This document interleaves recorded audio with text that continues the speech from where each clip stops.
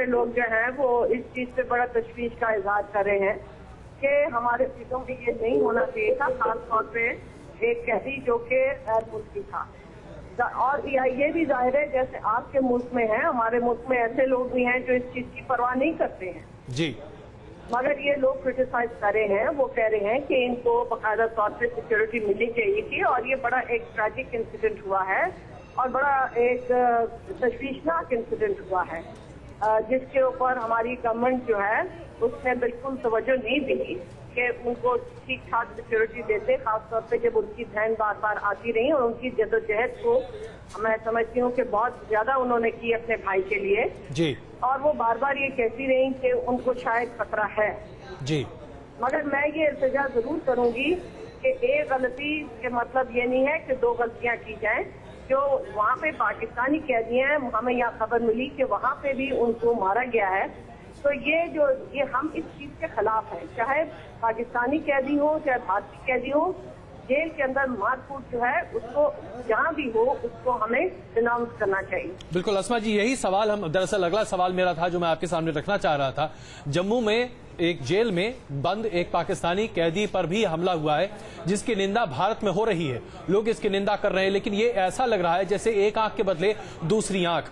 ऐसा ही कहा जा रहा था जब सरबजीत का मामला सामने था और उसके पहले कहा जा रहा था कि अजमल कसाब और अफजल गुरु की फांसी की वजह से शायद उसके खिलाफ इस तरह की कार्रवाई की जा सकती है। ये जो माहौल खराब होता दिख रहा है दोनों देशों के बीच, अगर इस पर तुरंत नकेल नहीं कसी गई तो ये माहौल बहुत खराब हो जाएगा। तो इसके लिए पाकिस्तान सरकार क्या वाकई में कोई कदम उठाना चाहती है? देखिए, पाकिस्तान सरकार जो है वो बिल्कुल कदम उठाना चाहती है, पर आपको पता है कि इस वक्त हमारे मुल्क में बहुत सारे मसाइल हैं, इलेक्शन करते हैं, यहाँ पे तालिबान का रोज ऑनस्लॉट है और ये भी एक तशवीशनाक बात है। मगर मैं आपसे ये इल्तिजा करूंगी कि यहाँ पे ये बात नहीं हो रही थी कि क्योंकि वहाँ पे ये किया गया है तो हम सरबजीत को नहीं जाने दे सकते, बल्कि कि अदालत ने एक फैसला दिया उसके खिलाफ इस तरीके से गवर्नमेंट जाए।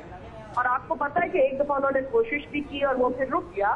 और आपको हमारे मुल्क के माहौल का पता है कि कितनी सिविलियन गवर्नमेंट कहाँ तक जा सकती है। मगर देखें, जो लोग ऐसे हैं पाकिस्तान में या हिंदुस्तान में जो टिट फॉर टैट चाहते हैं वो ना दुनिया के लिए अच्छे हैं ना इस खत्ते के लिए वो अमन लाने के लिए ठीक है। नहीं अस्मा जी, इसमें कोई शक जी माफ कीजिएगा, मैं आपको बीच में रोक रहा हूं, लेकिन अस्मा जी इसमें कोई शक नहीं है कि ऐसे लोग चाहे जहां भी हों, चाहे हिंदुस्तान हो पाकिस्तान हो, उनकी भर्त्सना उनकी क्रिटिसिज्म तो हर कोई करता है।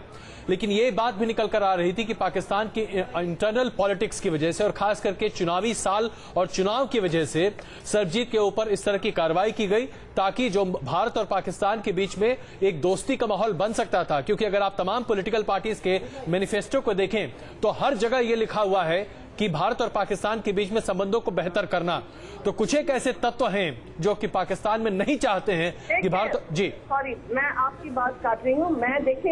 मैं इसको ना तब्दील कर सकती हूँ ना इसको मैं कंफर्म कर सकती हूँ, क्योंकि मैं नहीं समझती कि इसके अंदर कोई डीपर कॉन्स्पिरेसी है।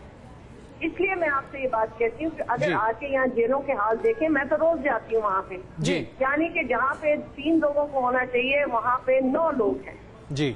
और वहाँ पे इतना बुरा हाल है, वहाँ पे मिलिटेंट्स भी अंदर हैं, लोगों के पास मोबाइल हैं, यहाँ पे जेल ब्रेक हो चुकी हैं। तो ये ना आप समझे कि जरूरी यहाँ पे हर चीज कॉन्स्पिरेसी ही होती है। कई चीजें इसलिए भी हो जाती हैं क्योंकि हम गफलत कर जाते हैं। आसमा जी, सवाल यह है कि अगर ये साजिश नहीं थी तो लगातार मांग की जाती रही कि उन्हें सुरक्षा दी जाए। उन्होंने कहा भी अपने वकील के जरिए, अपनी बहन को भी चिट्ठी लिखी कि उनकी जान जा सकती है, उन्हें धमकियां दी जा रही हैं, उन्हें सुरक्षा मुहैया नहीं कराई गई मानवीयता के आधार पर।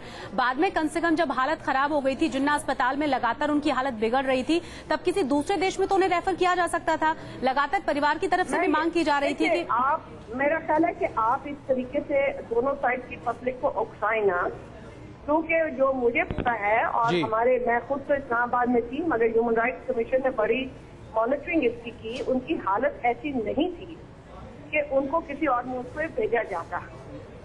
और दूसरी बात ये है कि आप अगर ये समझते हैं कि लाजमन ये कॉन्स्पिरेसी थी तो आपके मैं माइंडसेट को चेंज तो नहीं कर सकती, मगर मैं तो यहाँ रोज देखती हूँ कि यहाँ पे कैदियों के साथ क्या होता है। बिल्कुल, और जैसा कि आप कह रहे हैं और जी हम सुन पा रहे हैं आपको, और हमारा भी मानना यही है कि चाहे वो पाकिस्तानी कैदी हो चाहे वो भारतीय कैदी हो, उसकी सुरक्षा जरूरी है। बेशक भारत में एक पाकिस्तानी कैदी पर हमला किया गया है, लेकिन आपको ये भी हम बता दें कि उसके तुरंत बाद गृह मंत्रालय की तरफ से एक नई एडवाइजरी जारी की गई है जिसमें तमाम पाकिस्तानी कैदियों की सुरक्षा बढ़ा दी गई है। बहुत बहुत शुक्रिया हमारे साथ जुड़ने के लिए आपका। तो तस्वीर हम आपको दिखा रहे हैं, बिकिबिन की तस्वीरें हैं जहां सरबजीत के पार्थिव शरीर को शमशान घाट की तरफ ले जाया जा रहा है। तमाम लोग यहां इकट्ठा हुए हैं। अब से कुछ ही देर बाद यहां अंतिम संस्कार किया जाएगा सरबजीत का। तो ये तस्वीरें आप सीधे देख रहे हैं और उस पंडाल की तस्वीरें हम आपको दिखा रहे हैं जहां पर सरबजीत का पार्थिव शरीर रखा गया था और उसके बाद उन्हें अंतिम संस्कार के लिए ले जाया जा रहा है। इस वक्त फोन लाइन पर हमारे साथ मौजूद है स्वर्ण लाल, जो कि पाकिस्तान की जेल में रह चुके हैं। वहां का माहौल अभी बता सकते हैं हमारे साथ। स्वर्ण लाल जी, पाकिस्तान की जेल में आपने एक लंबा वक्त गुजारा, वहां पर जो हाल होता है भारतीय कैदियों का, हम चाहते हैं कि आप हमारे दर्शकों को उसको जरा सिलसिलेवार तरीके से बताइए। हाँ जी सर, क्या बताएं। अभी जो कैदियों के साथ होता है वो तो सारी दुनिया जानती है। अभी हम सुन रहे हैं कि इधर भी कोई दुखद घटना हुई है जी, इसलिए हम लोग अफसोस ही कर सकते हैं। बाकी ये अभी पॉलिटिशियन करने की जरूरत नहीं है जी। दोनों देशों के लिए यही जरूरी है कि वो आपस में अच्छे ताल्लुकात बनाएं और अच्छे तरीके से एक दूसरे के कैदियों को हैंडल करें। जी स्वर्णलाल जी, अभी जो एक खबर आ रही है जम्मू से कि वहां पर एक पाकिस्तानी कैदी के साथ दुर्व्यवहार किया गया, हालांकि गृह मंत्रालय ने कहा है कि इसकी सुरक्षा बढ़ा दी जाएगी और ऐसा किया जाएगा, लेकिन क्या ऐसी भावनाएं भारत की जेल में भी पाकिस्तान के कैदियों को लेकर हो सकती हैं? जी हाँ, हमने सुना है, लेकिन ये बहुत बुरी खबर है, अच्छी खबर नहीं है जी। इसलिए हमारे सिक्योरिटी स्टाफ को चाहिए कि वो ऐसे काम ना होने दे। बिल्कुल। स्वर्णलाल जी, जिस वक्त आप वहां पर कैद में बंद थे पाकिस्तान में, क्या उस वक्त सरबजीत के साथ आपका कोई इंटरेक्शन था, कोई बातचीत हुई थी, कभी आप दोनों मिले थे? जी हाँ, बहुत बार मिले थे। और हम चाहेंगे कि आप जरा सरबजीत के बारे में हमारे दर्शकों को बताएं कि वो किस तरीके से अपने दिन को वहां पर व्यतीत करते थे, क्या करते थे वो, और आप दोनों वहां पर जब मिलते थे तो किस तरह की बातचीत होती थी आप दोनों की? जी हाँ, हम लोगों के बीच घर की बातें होती थी, बीवी बच्चों की बातें होती थी, रिहाई की बातें होती थी। हम लोग यही सोचते थे कि हम लोग जल्दी घर चले जाएंगे जी। सरबजीत का भी यही मानना था कि उसके ऊपर जो केस था तो सरबजीत का नहीं था, हाथ की था, लेकिन सरबजीत को पकड़ के अंदर कर दिया जी। उनका भी मानना ये था कि हम जल्दी चले जाएंगे, लेकिन इंडिया गवर्नमेंट की जो लश्कर वो की पॉलिसी थी उसकी वजह से हम लोग ये सारा झेलना पड़ रहा है आज। बिल्कुल। ये बताइए कि अभी तक जो आंकड़े हैं उसके हिसाब से करीब 268 भारतीय कैदी जो कि किसी न किसी क्रिमिनल केस में इन्वॉल्व हैं वो पाकिस्तान की जेलों में बंद हैं। ऐसे कितने कैदियों से आपकी मुलाकात हुई थी? जी, हम जहाँ कोयला में रहते थे तो वहाँ उसी जेलों से भी शिफ्ट करते रहते थे, क्योंकि जब कोई नजर पर वगैरह है उनका लाहौर हाई कोर्ट या सुप्रीम कोर्ट में उनका 3 महीने के बाद बैठता था जी, तो वहाँ उनको सड़क ला के हमारी जेल में बंद कर दिया जाता था। तो इसलिए मैं पूरी गणना नहीं कर सकता कि कितने होंगे कितने नहीं, लेकिन वहाँ फैसलाबाद से आते थे, रावलपिंडी से आते थे, मुल्तान से आते थे, साहिबाल से आते थे, गुजरांवाला से आते थे, तो के बाद फिर उनको वापस ले जाया जाता था। स्वर्णलाल जी, क्या वहाँ भारतीय कैदी या पाकिस्तानी कैदी सबके साथ एक ही जैसा व्यवहार होता था या फिर उसमें भी कुछ अंतर था? क्योंकि सरबजीत के मामले में सामने ये आया कि लगातार उसके साथ बदसलूकियां की जा रही थी, लगातार उसे टॉर्चर किया जा रहा था, मारने की जान से धमकियां दी जा रही थी। जी हाँ, बिल्कुल उनके साथ ऐसा हुआ होगा, क्योंकि वो जो पनिशमेंट उनका जो सजाए मौत का ब्लॉक है उसमें सिर्फ 2 ही भारतीय थे, जिसमें एक सरबजीत और एक करपाल सिंह थे। तो हो सकता है उनके साथ वहाँ लग से ऐसा उनको किया जाता हो, जैनी को हर टाइम ये जानना दी जाती हो कि हाँ तुम्हें आज नहीं तो कल मार देंगे। बिल्कुल। और क्योंकि सरबजीत के साथ आपकी बातचीत होती थी, वहां पर जानना ये भी चाहेंगे कि सरबजीत का व्यवहार कैसा था, क्योंकि उन्हें लगातार खूंखार आतंकवादी बताया जाता रहा, कई लोगों की जान का दोषी बताया जाता रहा जिन्होंने बम ब्लास्ट में जान गंवाई थी अपनी। जी हाँ, कुछ लोगों का मानना हो सकता है, लेकिन हमें सरबजीत ऐसे नहीं लगे कभी भी।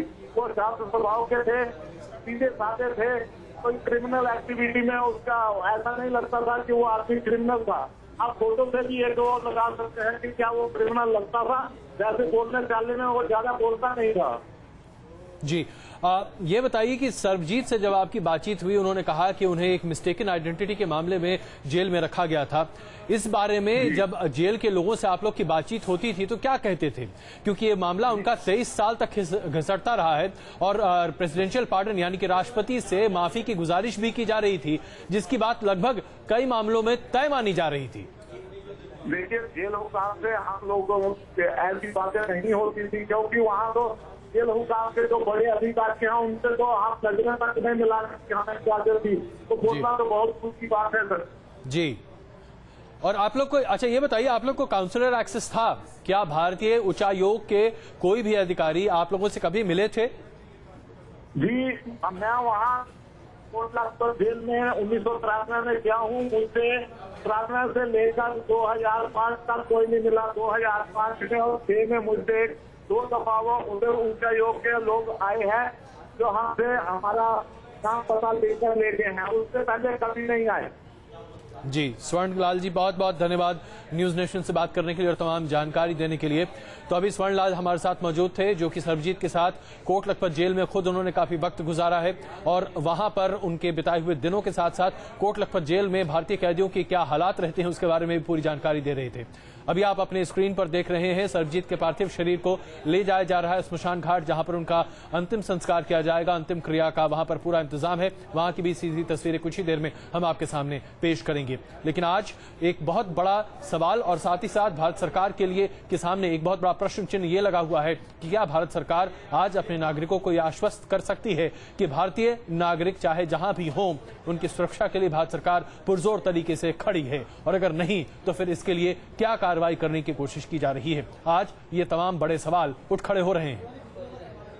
बिल्कुल, लगातार सवाल यही पूछे जा रहे हैं कि आखिर भारत सरकार का इतना लचर रवैया क्यों इस तरह के मामलों में रहता है। और आपको ये भी बता दें, विपक्ष लगातार यही मांग करता रहा है और आरोप लगाता रहा है सरकार पर कि हमारी विदेश नीति, हमारा लचर रवैया ही हमारे पड़ोसी देशों को हमारे ऊपर हावी होने में कामयाब कर रहा है।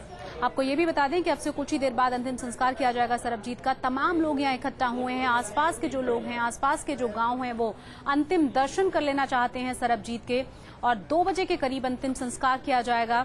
परिवार से उनके पार्थिव शरीर को ले जाया जा रहा है। तमाम लोग यहाँ मौजूद हैं, तमाम जो सरकारी अमला है, तमाम पॉलिटिशियंस यहाँ पहुंच चुके हैं। डॉक्टर्स का भी कहना था कि इस समय से ही सरबजीत को मुखाग्नि देनी होगी, क्योंकि उनके पार्थिव शरीर को बहुत ज्यादा देर तक नहीं रखा जा सकता।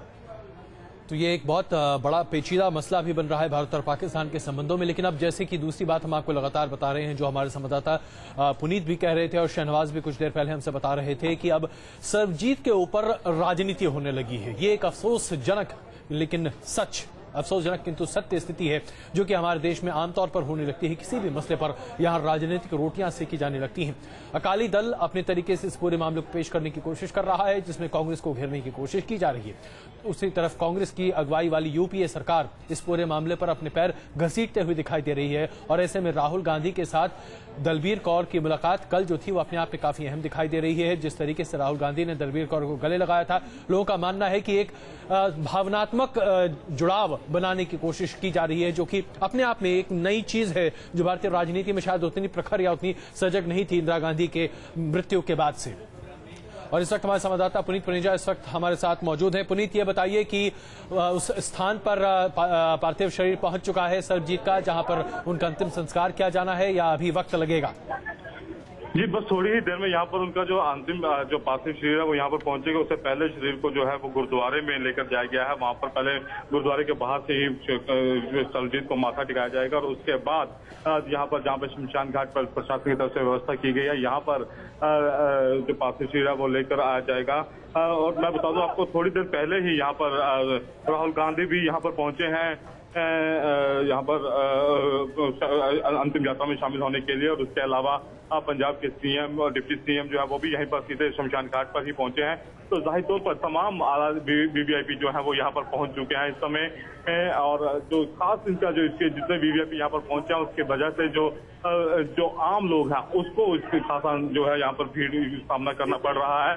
जाहिर तौर पर काफी बड़ी संख्या में जो लोग हैं वो यहाँ पर बाहर लोगों घरों की छतों पर यहाँ पर खड़े हुए हैं, वहाँ पर दिखाई दे रहे हैं। जी बिल्कुल। और आपने ये बताया कि वहाँ पर राहुल गांधी अभी पहुंच चुके हैं, तो राहुल गांधी क्या सीधे उस स्थान पर पहुंच रहे हैं जहाँ अंतिम क्रिया की जानी है, या वो इस पूरे इस जो पैदल लेकर जाते हैं वहाँ उस पूरी सभा में वो खुद मौजूद हैं?